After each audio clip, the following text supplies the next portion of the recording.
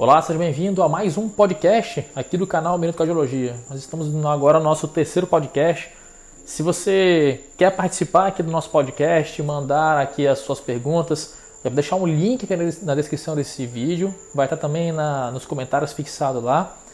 Para você clicar nesse link, você vai entrar no nosso grupo do WhatsApp. Você me envia lá a sua pergunta, né? Envia áudio e eu vou responder aqui, tá? Vem conhecer aqui o podcast, tá muito bacana, tem muita gente gostando, a gente tá no terceiro, tá fazendo o maior sucesso. Sem delongas então, vamos aqui à nossa primeira pergunta.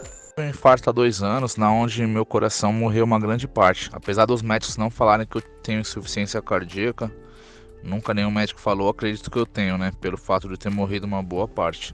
Eu não sinto sintomas nenhum, já fazem 2 anos. Eu tomo todos os remédios certinhos e faço academia todo dia também, 4 quilômetros. É normal não sentir nenhum sintomas. E no caso, quando o coração morre uma grande parte, automaticamente eu tenho insuficiência cardíaca, né? Então, meu amigo, nem sempre. Isso não é muita verdade não, tá? Esse fato de você ter morrido uma parte do seu coração e você tá sem sintomas, isso é uma coisa positiva, tá? Isso quer dizer que a sua medicação tá surtindo o efeito desejado. E olha só que bom, você está fazendo academia e tudo isso, você está sem sintomas. Então quer dizer que a sua medicação está surtindo um efeito. Né? Você está bem controlado, a sua doença está muito bem controlada por sinal. Tá? O fato de ter morrido uma parte do seu coração não o torna um paciente com insuficiência cardíaca. Nem aquela fração de ejeção lá reduzida, caída, uma fração baixa, também não te torna como insuficiência cardíaca. O paciente que tem insuficiência cardíaca é uma síndrome. Ele tem um conjunto de sinais e sintomas. Ah, mas beleza, tu tem um coração que está com uma disfunção? Tudo bem, mas não quer dizer que a disfunção te dê insuficiência. Insuficiência é um termo quando o paciente tem sintomas do problema que ele tem no coração. No teu caso, então, você tem uma disfunção, tem uma alteração estrutural, mas não tem uma alteração funcional, ou seja, você não está em insuficiência cardíaca, beleza? Vamos então para a nossa segunda pergunta aqui. Vamos colocar aqui agora o áudio. Minha pergunta é, eu tenho um ventrículo com hipertrofia excêntrica importante e ele pode piorar? E no caso de piorar, o que é feito? Bom, a hipertrofia excêntrica importante de ventrículo esquerdo quer dizer então que o seu coração ele aumentou a massa dele, né? Ou seja, ele tem uma massa maior com um coração aumentado de tamanho. Isso a gente faz alguns cálculos, né, para a gente poder chegar nisso daí. Mas o que quer dizer isso de fato? Quer dizer que o seu coração ele aumentou em volume, né, aumentou em tamanho e também no seu peso. Tá? E a relação das paredes com ele, elas estão menor do que 0,42, que a gente chama. Mas tá, tudo bem. O que isso se reflete? Se reflete que é um coração metade de tamanho, né, e que precisa de tratamento sim para diminuir o tamanho dele. E o que deve ser feito é fazer as medicações que vão atuar aí no remodelamento, né, reverso do coração, ou seja, vão fazer a diminuição do tamanho. Algumas medicações, como por exemplo, enalapril, captopril, ramipril, losartana, valsartana, candesartana, fazem um papel muito bacana em cima disso aí, associado a algumas outras medicações, como espironolactona, por exemplo, tá? Então é importante a gente manter o tratamento e existe chance sim de reverter na maioria dos casos, depende também do tamanho e do tempo que esse coração está aumentado de tamanho, tá bom? Então, pessoal, isso aí foi a nossa segunda dúvida que a gente está tirando aqui do nosso podcast. Eu vou partir logo para a terceira dúvida, que é uma dúvida que gerou bastante preocupação, tá? Eu até respondi no grupo lá isso daí, antes mesmo de colocar esse áudio à tona aqui, né? Mas vamos lá então para a nossa dúvida, eu vou compartilhar aqui com vocês e dar a resposta para a nossa colega aqui novamente, tá? Oi, doutor, bom dia. Eu tenho hipertensão há mais de 30 anos e tenho angina também, há mais ou menos essa época também. Eu tô com 56 anos, tenho angina, então eu já fiz 3 cateterismos por conta disso. O último há 2 meses, que eu tive uma dor muito forte e aí tive que fazer o cateterismo com angioplastia, coloquei stent, tudo. E eu ainda sinto dor, sinto muito cansaço, muita fadiga mesmo e dor no peito, meu peito ainda dói. Não é a dor da angina, mas é uma dor que me incomoda o dia todo. Isso é normal ou pode ser alguma coisa mais grave? Bom, não é normal persistir uma dor desse gênero aí, como você está descrevendo. A gente tem uma dor realmente menor do que a angina, aí pode persistir por alguns dias, geralmente um mês, fica uma dorzinha ainda leve. Mas se você está com angina ainda e hipertensão, para mim só leva a pensar algumas coisas, como por exemplo, a sua hipertensão está mal controlada, por isso você está sentindo dor no peito ainda. Não era para estar acontecendo isso, o mais correto é não sentir dor nessa altura do campeonato, tá? E se você está com sintomas, falta de ar, é porque descompensou da sua doença de base, tá? Talvez a medicação não esteja mais surtindo o efeito desejado. É bom você fazer a revisão com o seu médico. Nesse momento de dor, eu te aconselho fazer um ecocardiograma associado à consulta médica, tá? É importante fazer isso aí. A priori, me parece só apenas um ajuste medicamentoso, talvez tenha feito alguma novidade aí, né, da medicação que não deu muito certo, tá? Mas um outro detalhe que é bom ver, se você acha que se você não estava com esses sintomas, não tinha nenhum desses, e aí você fez o procedimento e agora ficou com dor, aí a gente tem que avaliar se teve trombose do stent. Mas se você já estava com essas dores, elas só diminuíram um pouquinho, é bom revisar as medicações e ver o que está acontecendo com o seu médico. Se já tinha essas dores, ela só piorou e ela está ainda persistindo, mas só com menor intensidade, é menos grave, né? É menos grave do que você não está sentindo nada e depois do procedimento você teve dor, tá? Então é importante detalhar isso aí. Pelo que eu entendi, você já persistia com dor, agora ela tá ainda com dor, só que com menos intensidade. Nesse caso é menos preocupante, mas tem que revisar as medicações com toda certeza, tá? É um negócio meio complicado, né? A gente tem que tomar cuidado, né, galera, com esse tipo de conduta, né? Esses sintomas, eles realmente são importantes, a gente tem que tomar bastante cuidado. Vamos então agora para outra dúvida, para a gente continuar aqui no nosso podcast. Doutor, eu descobri ano passado válvula aórtica bicúspide.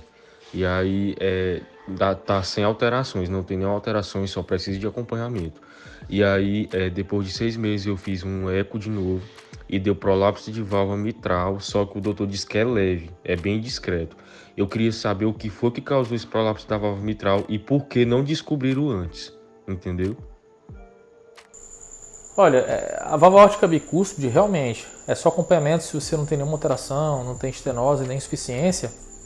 Acompanhamento anual, tudo bem, né? A gente vai fazendo acompanhamento e conforme for, pode fazer até a cada 2 anos. Essa questão do prolapso de válvula mitral, cara, me chama muita atenção isso aí. Não me parece nada grave, tá? E o que acontece é que geralmente você faz exame com uma pessoa que não sabe fazer um eco direitinho, é quando tu faz um exame com uma pessoa mais experiente, ele detecta seu prolapso de válvula mitral, tá? Como você não tinha nada antes, e agora está aparecendo isso aí, provavelmente, para mim, parece ser que você não tem essa doença, alguém diagnosticou errado. Ou pode ser que tu tenha feito o primeiro exame, realmente o cara não sabia o que estava fazendo, e o segundo que você fez sabe o que está fazendo, tá? Ou o contrário é verdadeiro, o primeiro que fez sabia o que estava fazendo e tu não tinha nada, e o outro que tu fez o exame julgou um abaulamento como um prolapso. O mais comum acontecer isso, o cara dá falso diagnóstico de prolapso de válvula mitral. E vou te dizer, eu acho que eu tive um paciente que tinha as duas condições, então acho bom refazer esse ecocardiograma com algum especialista. Inclusive eu tenho um vídeo a respeito de como escolher um médico, vale a pena você dar uma olhada, né, nesse vídeo, porque você tem que olhar no site do CFM se a pessoa tem o registro para fazer isso, tá? Dá uma olhadinha nesse vídeo, acho que é bacana para tu escolher um ecocardiografista, beleza? Pessoal, esse detalhe é muito importante, muita gente faz exame e vem com esse diagnóstico errado. Eu já peguei muita gente com diagnóstico de prolapso de válvula mitral e realmente, cara, coisa de doido, né? Nunca vi igual. Aparece cada coisa, vou te contar, quando o cara não sabe fazer exame, só arruma confusão. Bom, pessoal, esse aqui, então, você está curtindo aqui nosso podcast, ele vai acontecer obrigatoriamente a todos os sábados, tá?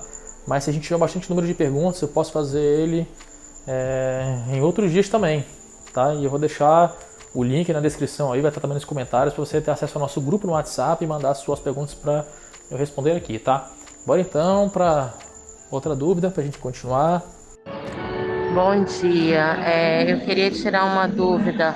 O que é taquicardia sinusal e bradicardia sinusal? E taquicardia ventricular não sustentada. Deu esses resultados no meu exame. Eu sofro de anemia e ansiedade. Será que isso tem alguma coisa a ver? Então, taquicardia sinusal quer dizer que a tua frequência cardíaca ficou acima de 100 batimentos por minuto, tá? E bradicardia seria abaixo de 50 batimentos por minuto. E essa questão aí de taquicardia ventricular não sustentada, quer dizer que você fez alguns episódios, né, de umas arritmias que são de origem ventriculares com duração menor do que 30 segundos. Sim, respondendo a tua pergunta, pode estar relacionado sim à ansiedade, mas quando tem esses taquicardia ventricular não sustentadas, eu sempre procuro ver se o paciente tem alguma alteração estrutural, com um ecocardiograma. E também é bom verificar sempre se tem alguma alteração hormonal, principalmente o hormônio de tireoide, tá bom? Vamos então colocar aqui a próxima pergunta. Lá vai aqui pra gente ouvir, galera. Boa tarde, meu nome é Jonathan, eu falo de Nova Friburgo, no Rio de Janeiro. Gostaria de tirar uma dúvida. Fadiga adrenal, excesso de cortisol no organismo, pode dar algum problema no coração? Fazer o coração crescer ou algum outro problema? Olha só, não tem nenhuma relação de aumento do diâmetro do coração somente por conta do cortisol, tá? O cortisol agora, claro, que ele é aumentado de tamanho, ele é aumentado sempre, né? O cortisol sérico, ele vai culminar muito no aumento de pressão arterial, né? Ele é um hormônio contra-insulínico, tá? E também ele é um hormônio catecolaminético, ou seja, ele aumenta a adrenalina. Isso pode fazer hipertensão, como a gente viu, causar diabetes, e taquicardias constantes, que aí podem fazer a deleção do coração, mas apenas ele valor elevado sem nenhum desses quadros aqui, pode ficar tranquilo que não tem nenhum estudo que fale a respeito disso, e até então também não vejo motivo para se preocupar assim não, tá? E essa questão da dosagem do cortisol sérico, ele tem alguns viesezinhos aí que a gente tem que tomar cuidado, tá bom? Mas fica tranquilo se tu não tem nenhum desses sinais que eu te falei aqui agora. Boa noite, doutor. Eu descobri que eu tenho válvula mitral com prolapso sistólico do folheto anterior e insuficiência discreta, e uma insuficiência valvar tricúspide mínima. Também num exame de Holter 24 horas, deu que eu tive 10 casos isolados e monomórficos de atividade ectópica ventricular e um caso isolado de atividade ectocópica supraventricular. Isso tem algum risco? Eu tenho alguns sintomas? Eu gostaria de saber. Bom, essa dúvida que a gente até tirou agora, né, via WhatsApp, né, numa conversa particular, que agora o senhor é assinante, né, do nosso clube de membros, então o senhor já me mandou os exames e a gente discutiu o caso, né? E em resumo, a gente conversou que pode ficar bem tranquilo. Para quem não conhece a questão do clube de membros, é uma assinatura, tá, pessoal, mensal que a gente tem no canal. O valor irrisório, tá? R$14,99 por mês. E com isso daí você pode me enviar todos os seus exames, eu interpreto, converso com você, discuto todos os exames tintim por tintim e te conto tudo aquilo que o médico não te conta. Nosso colega está de prova aí, se vocês quiserem perguntar para ele, vai até responder para vocês. Tem ajudado muitas pessoas, tá? E infelizmente eu tenho que cobrar um valor bem baixo que seja para poder selecionar algumas pessoas, né? Porque afinal de contas também sou um ser humano, não vou conseguir responder todos os WhatsApps se não for casos selecionados, né, pessoal? Porque realmente eu abri meu WhatsApp aqui e fica 800 mensagens, não tem como eu viver se eu ficar respondendo só mensagem. Então a gente tem uma pré-seleção aqui para poder ter também aí uma obrigatoriedade com o assinante, né? A gente ter aí um compromisso bem sério, tá? Mas essa dúvida já foi tirada então. Mas de praxe, pode ficar tranquilo com esses sinais, a gente conversou, viu que tu não tinha nenhuma alteração estrutural, nem nada disso, então bola pra frente aí, segue a vida, meu irmão, um forte abraço. Vamos então aqui pro nosso próxima dúvida, né?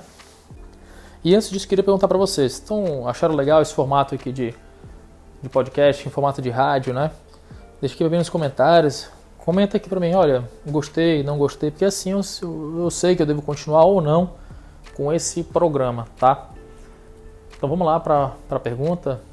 Não sei qual foi as outras perguntas, porque entrei no grupo agora, mas eu gostaria de saber que, mesmo tomando todas as medicações corretamente para insuficiência cardíaca, como o Entresto de 200, por exemplo, por que eu passo mal à noite? Muitas pessoas passam mal à noite, acordam com falta de ar, com suor no corpo, mal-estar, tem que levantar senão não aguenta o sufoco.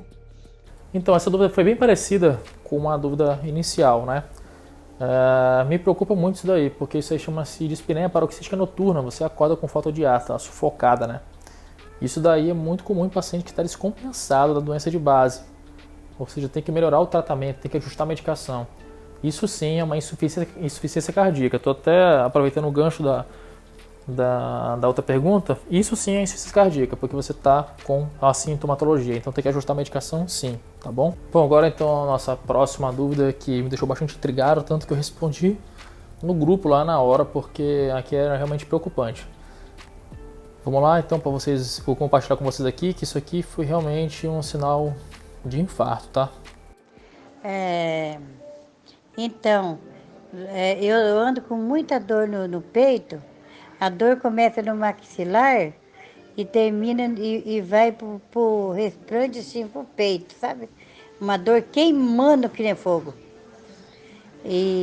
Mas não dispara o coração, não. Nada. Mas a dor depois ela desaparece. Queria saber o que é que deve ser. Bom, então conforme eu falei anteriormente, isso aqui é uma dor típica de infarto. Eu orientei até a paciente a procurar o hospital, né, o pronto-socorro, porque são sinais típicos de infarto. Então, na minha opinião, você está tendo uma síndrome coronariana aguda.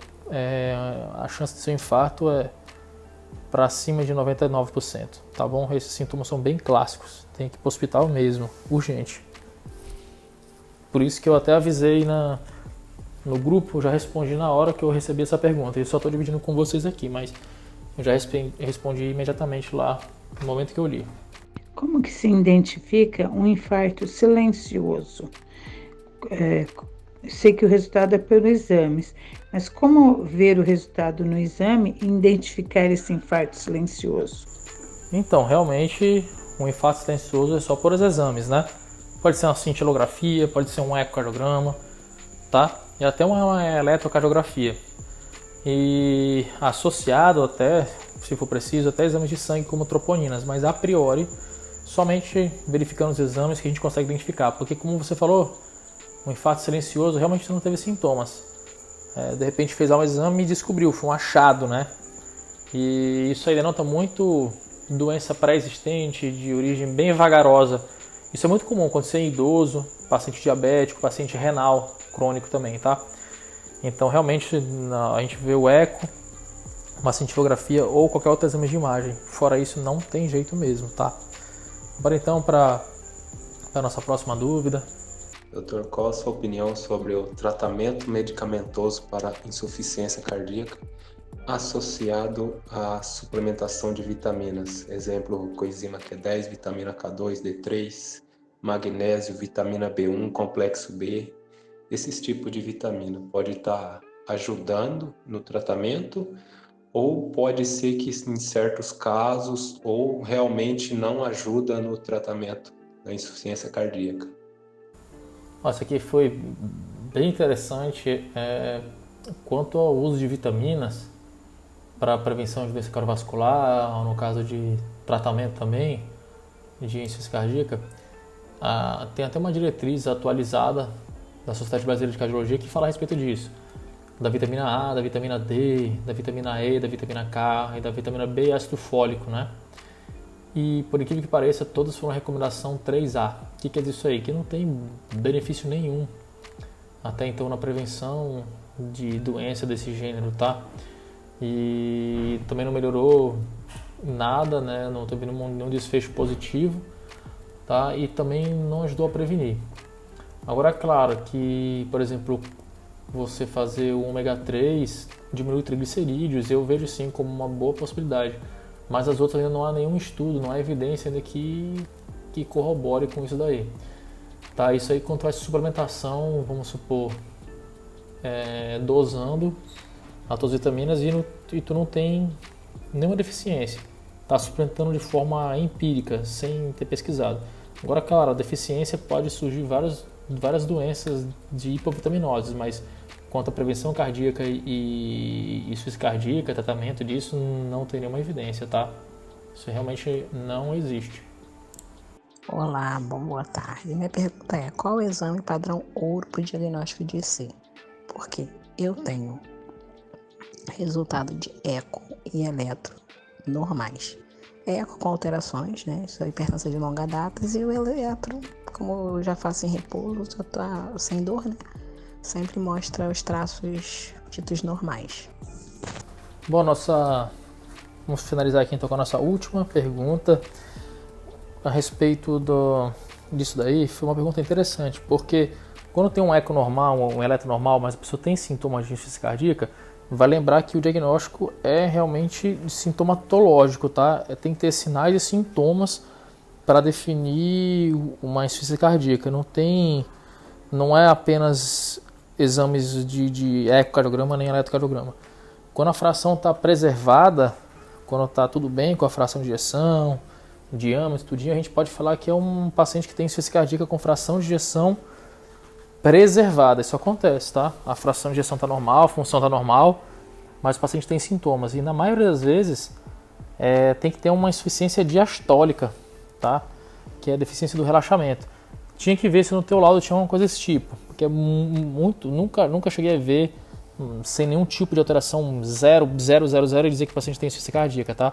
Apesar do ecocardiograma C fazer parte do arsenal aí, tiver com a fração normal, para ser de fração de ejeção preservada tem que ter pelo menos uma insuficiência diastólica, que tu vai ver lá, disfunção diastólica grau 1 de ventrículo esquerdo, grau 2, grau 3, que é alteração de relaxamento, alguma coisa desse gênero. Se não tem nada disso, é tudo normal, vale a pena desconfiar aí desse diagnóstico, tá? Porque é estranho. Tem alguns critérios que ajudam a gente a fazer isso aí, mas não é 100% fiel, tá? Apesar de ser um diagnóstico clínico, quando vem tudo zerado assim, realmente é bem estranho. Pode ser que tu tenha tido a insuficiência cardíaca antes e agora com o tratamento você melhorou, tá? Então isso é válido também. Pode ser que antes tinha e agora não tem mais por causa da manutenção do tratamento. Afinal de contas é esse o objetivo.